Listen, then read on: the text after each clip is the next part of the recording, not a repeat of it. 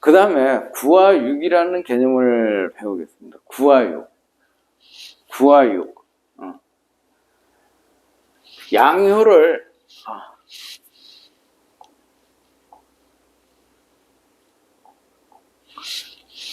양효를 9라 그러고, 음효를 6이라 그럽니다.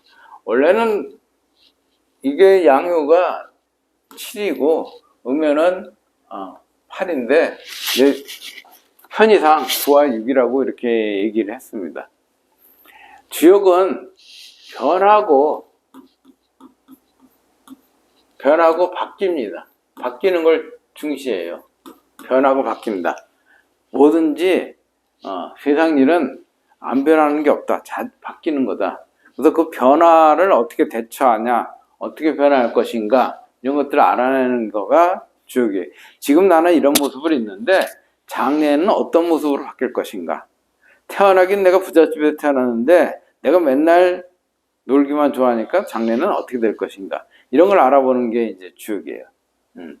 흙수저로 태어났는데 내가 노력을 엄청 했다. 내 미래는 어떻게 될 것인가. 노력도 뭐 노력하기 나름이니까 미래가 이제 여러 가지로 바뀌겠죠. 그 바뀌는 걸 알아보는 게 주역입니다.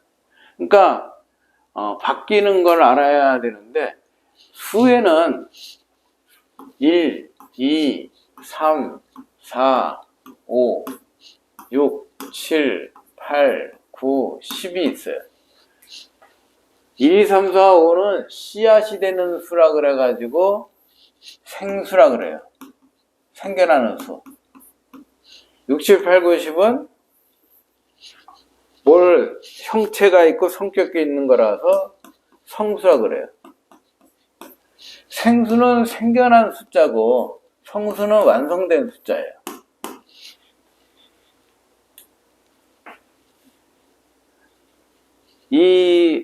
거기서 그런 것들 배우시죠. 1과 6은 수다.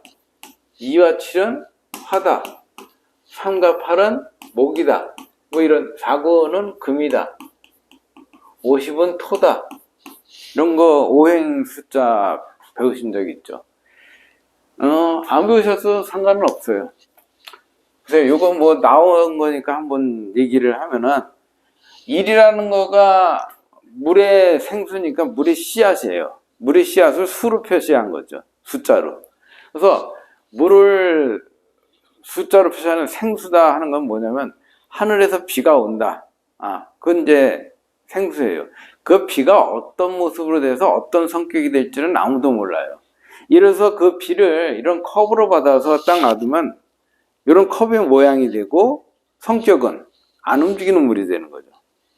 근데 그런 빗물을 도랑으로 받으면 도랑물이 되고 물의 성격은 흘러가는 물이 되는 거예요. 이거는 고여있는 물이고 강물이나 도랑물은 흘러가는 물이 되는 거죠.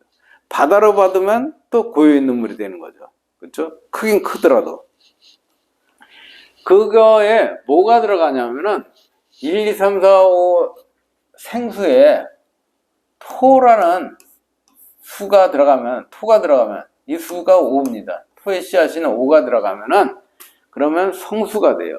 흙으로 어떤 흙을 만났냐에 따라 가지고 물의 성격이 달라지고 물의 모양이 달라지는 거예요. 예. 뭐 이런 길쭉한 긴 사각형 그 그릇에다 받으면 이런 네모난 모양의 물이 되는 거고, 이렇게 동그란 그릇에다 받으면 동그란 모양이 되는 거예요. 예. 고여있는 물도 움직이지 않는 물도 여러 가지 성격이 있죠. 네모날 수도 있고 동그랄 수도 있고 길쭉할 수도 있고 여러 가지 이제 상과 성격이 이제 만들어지는 거예요. 그래서 1에다가 5를 더하면 6이 되는데 어떤 흙을 만났냐에 따라서 물의 모양도 달라지고 성격도 달라진다. 또 2라는 불이 있는데 그 불을 오토가 돼가지고 뭐 이렇게 아궁이를 만들어 놓으면 아궁이 불이 되는 거고, 화로를 만들면 화로 불이 되는 거고, 아니면 들판 흙을 만나면 들판에 막 번지는 불이 되는 거예요. 그러니까 어떤 토를 만나냐에 따라서 성격과 상이 달라져요. 역시 화도. 목도 볼까요? 목도 나무도 이렇게 조그만 나무를 제가 한 20년도 더 됐구나. 회화나무가 여러 가지로 좋다 그래가지고 어떤 분이 한 10그루를 선물했는데 그거를 한 5그루 정도 이렇게 화분에다 심었더니 10년이 지나도 그 회화나무가 이렇게 줄기가 이거 이상 안 굵어지더라고요. 근데 그때 장인어른이 이천에 이렇게 개인주택에 살고 있어서 뜰이 있었어요. 그래서 장인어른 드렸더니 뜰에다 심었더니 그거는 10년 지나니까 이렇게 굵어져요. 그러니까 어떤 흙을 만나냐에 따라서 나무도 달라지는 거예요. 그래서 옛날 어른들이 싸울 적에 아버지가 그러죠. 되게 남편분이 아유 이런 밭이 좋아야지. 애들이 밭이 형편없으니까 애들이 저 모양이야 하고 얘기하면 그 마누라님이 가만히 듣고 당하다가 나중에 이제 어디서 들었는지 배웠는지 그러지. 아유 씨가 좋아야지 밭이 좋으면 뭐 하나. 그렇게 얘기하는 거가 오토를 어떤 걸 만났냐 이게 따라서 남편분은 그렇게 주장하는 거고 여자분은 요 씨알이 형편없으면 소용없다 하는 얘기를 하는 겁니다. 사구금은 사도 금인데 광석을 땅에서 캤는데 그 땅을 흙으로 어떤 거푸진 모양을 만드냐에 따라서 이런 뭐 펜 모양도 될 수 있고 칼 모양도 될 수 있고 이런 가위 모양도 될 수 있고 여러 가지로 될 수 있죠. 그러니까 오토의 거푸집을 뭘 만나냐에 따라서 그 새의 성격도 달라지고 쓰임새도 달라지고 생김새도 달라집니다. 그래서 여기도 오토가 더하기 5하면 9가 되는 거죠.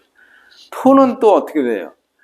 이렇게 한 줌의 흙을 이렇게 모을 수도 있고 그 한 줌을 한 여러 개 모아가지고 이렇게 큰 들판을 만들 수도 있고 더 많이 모아가지고 높은 산을 만들 수도 있고 흙은 흙을 얼마나 또 모으냐에 따라서 달라져요. 그래서 모든 게 5를 더하면은 토를 더하면은 이 생김새와 성격이 달라지기 때문에 이 생수에다가 성수가 됐다는 것은 생김새와 성격 이런 것이 달라졌다 하는 걸 얘기를 합니다. 그러면은 6, 7, 8, 9, 10이 성수인데 그렇죠? 이 중에서 10은 꽉 찬 수라 그래서 안 써요. 그럼 6, 7, 8, 9를 쓰는데 6, 7, 8, 9 중에서 양을 나타내는 수는 7과 9예요. 홀수는 양이에요. 홀수. 1, 3, 5, 7, 9로 술을 마셔야 된다.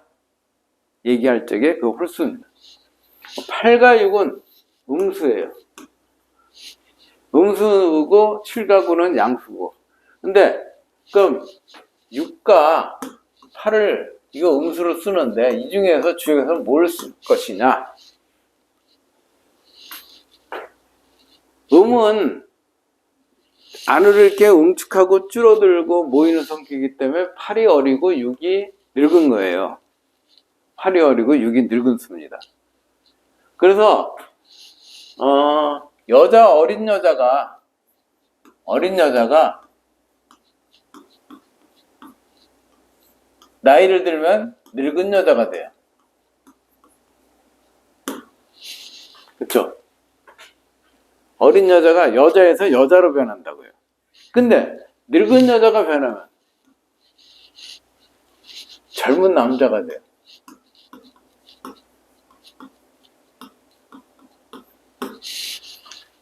뭐 젊은 남자가 된다고 해서 뭐 고추가 생겨서 젊은 남자가 생긴다는 게 아니라 성격이 그렇게 된다는 거죠.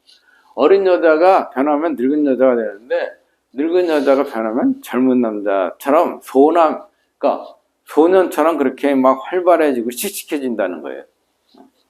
그리고 7과 9 중에서는 7이 양수는 점점 커지는 거기 때문에 이게 여기가 늙은 수예요. 7이 젊은 수고. 그래서 젊은 남자가 변하면은 늙은 남자가 되죠. 예, 늙은 남자. 근데 늙은 남자가 변하면은 소녀가 돼요. 젊은 여자가 된다는 거죠.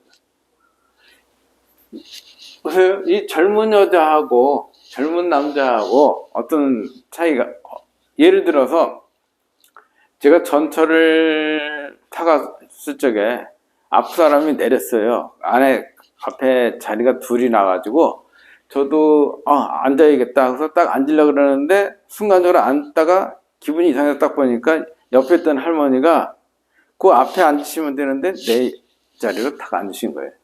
그래서 깜짝 놀라서 앉다 말고 일어나가지고 할머니를 쳐다보고 저기 비었는데 하려고 그랬더니 그 자리에다가 가방을 탁 올려놓더니 영감 이리 와 하고 큰 소리로 얘기해. 그 영감은 이제 저쪽 옆에 저기 좌석에서 문 여닫고 하는 거기에 서 있었어요.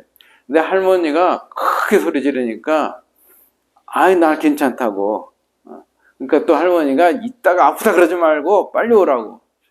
그럼 몇 번 소리를 지르니까 할아버지가 괜찮대도 그러다가 옆에 칸으로 그냥 갔어요. 그건 뭐냐면 그 할머니는 소년처럼 아주 씩씩하고 용감해진 거예요. 근데 그 할아버지는 나이가 드니까 소녀처럼 부끄러움 타고 밖으로 잘 안 나타나는 거죠. 그렇죠? 나이 든 할아버지들 보면은 소녀같이 이렇게 혹시 마누라 멀리 여행 갈까봐, 혹시 자기 놔두고 어디로 갈까봐 전전긍긍하잖아요. 근데 이 늙은 여자는 소년처럼 돼가지고 아주 여행도 가고 남편 굶거나 말거나 그 국 많이 끓여놨으니까 하고 떠나갑니다. 그래서 젊은 남자가 되기 위해서 요 숫자를 8을 안 쓰고 6을 쓰는 거예요. 여기는 소녀가 되기 위해서 9를 쓰는 거죠. 7을 안 쓰고. 7 안 쓰고 8을 안 써요. 이 8이라는 숫자는 늙어봤자 6이 되고 그 성이 바뀌진 않는데 6이라는 숫자는 젊은 남자로 성격이 바뀌어요. 그래서 여기 6이 변해서 젊은 남자가 7이 되는 거예요. 여기는 9가 변해가지고 소녀 8이 되는 거고. 그래서 9와 6을 쓴다. 그 정도만 알아두시고, 효가 이렇게 하나, 둘, 셋, 넷, 다섯, 6개가 있는데, 효가 6개가 있는데, 그 중에서 제일 먼저를 밑에 있는 거를 초라 그러고, 제일 위에 있는 걸 상이라 그래요. 여기는 초와 상이 음양을 표시하는 것보다 더 중요하기 때문에 초를 앞세우고 상을 앞세워요. 초 그러면 종 그려야 되는데 상 그러면 하 그러고, 그렇죠. 그게 맞는데 이렇게 초하고 상하고 연결시킨 거는 처음이란 뜻이고 여기는 제일 높다. 종 그러면 끝내야 되니까 주역에서는 끝내는 거를 그렇게 좋게 보지를 않아요. 끝나면 바로 또 시작이다 이렇게 얘기를 하고, 상 그래야 더 이상 끝낸다기보다 제일 높다 이런 뜻이 있으니까 상, 초 이렇게 얘기를 합니다. 그리고 그 음양을 나타내는 구를 나중에 쓰는 거죠. 근데 이 가운데 거는 음양을 나타내는 이 구를 먼저 쓰고 여기 자리 두 번째, 세 번째, 네 번째, 다섯 번째 하는 자리는 나중에 써요. 자, 이거를 연습을 한번 해보죠. 제일 처음에 있는 양이니까 초구, 두 번째 있는 양이니까 구이, 세 번째 있는 양이니까 구상, 네 번째 양이니까 구사, 다섯 번째 있는 양이니까 구오, 제일 위에 있는 양이니까 상구 이렇게 읽어요. 그러면은 반대로 이게 음이다 하면은 제일 먼저 있는 음이다 해서 초육, 두 번째 있는 음이다 해서 육이, 세 번째 있는 음이다 해서 육삼, 네 번째 있는 음이다 육사, 다섯 번째 있는 음이다 육오, 끝에 있는 제일 위에 있는 음이다 상육 이렇게 읽어요. 그렇죠? 그러면은 이제 섞어 놓어 볼까요? 이렇게 중간중간 이렇게 섞어 놓죠. 그러면 처음에 있는 요거 음이죠. 그러니까 초육.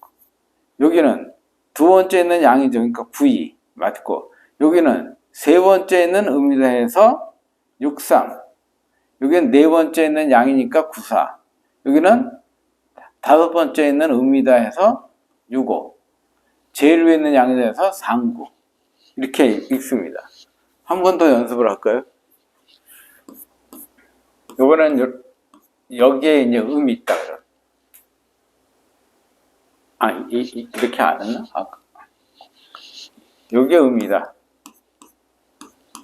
그러면 처음에 있는 양이다 해서 초구. 이거 맞죠? 두 번째에 있는 음이다 그래서 6이. 세 번째에 있는 양이다 해서 9, 3. 네 번째에 있는 음이다 해서 6, 4. 다섯 번째에 있는 양이다 9, 5. 제일 위에 있는 음이다 3, 6. 이렇게 읽습니다. 효 있는 건 다 알겠죠? 되게 간단하고 쉬워요.